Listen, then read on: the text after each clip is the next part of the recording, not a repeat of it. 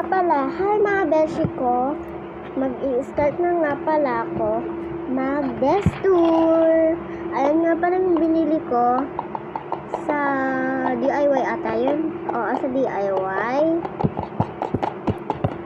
Tapos nga po, kapag tapos natin dyan, mag-desk tour na tayo guys. Yan. Ayan ang desk ko. Ayan alarm clock ko. Alarm clock ko yan guys. Tapos, ayan yung clip ko na ribbon na pink. Octopus ko. Tapos, ponytail ko. Sticker ko. At things ko yan na toy. Tapos, ayan ponytail ko ulit. Flower ko.